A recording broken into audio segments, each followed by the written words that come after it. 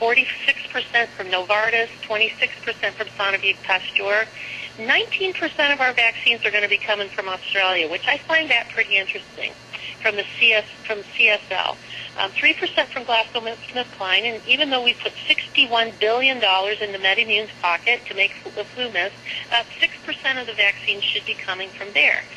Now, some of you may be thinking that perhaps the best thing to do, really, is to get that one that goes up your nose, because at least that way it's not going to be injected into your system with all those other potential nasty chemicals and things that are in there. But flu mist is not going to be any safer than the flu shot.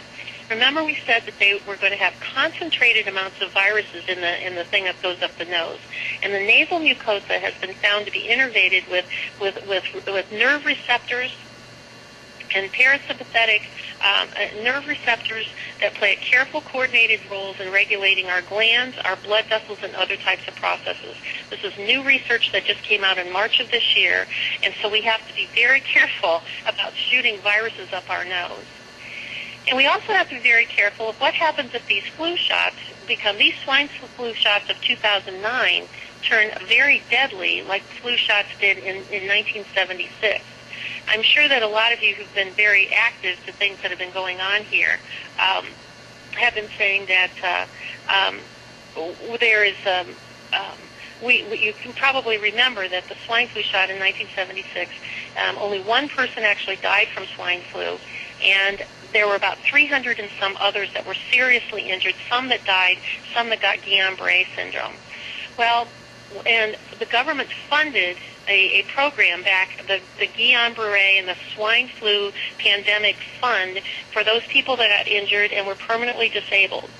Well, in this swine flu shot, that there is a new law that was passed in 2006 that they call it PREPA for short.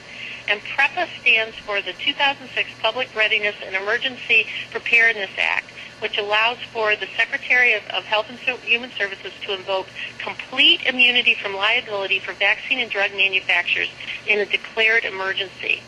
Furthermore, it not only protects the drug companies, it actually protects all of those people out there in the government and at the CDC and at all of those people who said that who agreed to this, all the government program planners, they also have a complete liability waiver.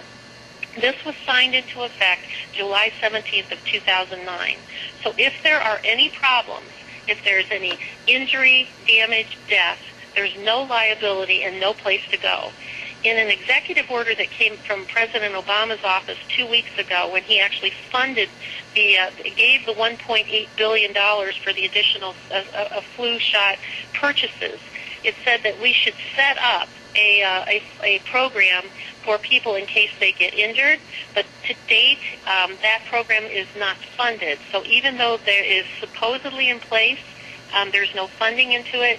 So if you take this shot and you get hurt, there's no compensation.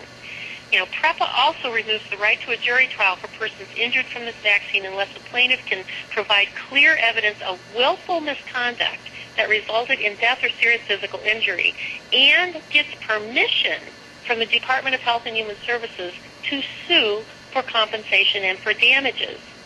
Now, one of the horrible things it does for this, and I have to give Dr. Merle Nass credit for digging out this information, because what this does is that it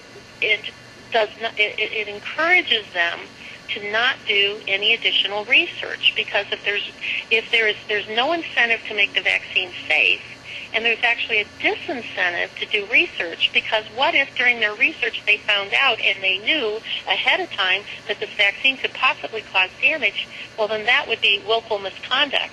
And if there's not a lot of research before we start using it, then we certainly couldn't have possibly known that this could have caused damage down the road.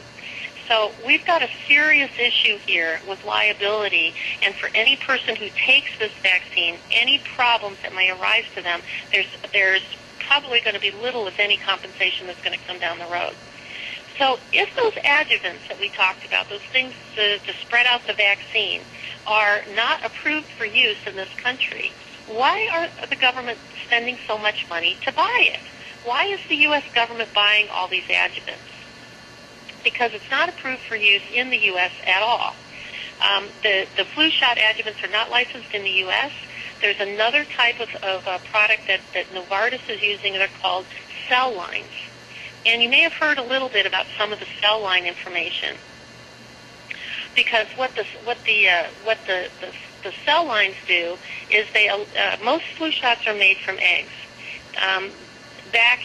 President Bush back in 2005 allocated more than $7 billion to the drug companies to build new flu shot factories using something called cell lines. And the cell lines are made from dog kidney cells, insect eggs, and retinas from aborted fetal tissue. Retinas from aborted fetal tissue. Those cells grow rapidly, and because they grow rapidly, the viruses can grow and divide rapidly. So instead of just harvesting one flu shot lot per year, they can do a flu shot run line every 6 weeks. But those cell lines used by Novartis have only been used in a limited way in research in Europe. They've not been approved for use in the U.S. In fact, the cell line factories have not even been completed being built yet in the U.S.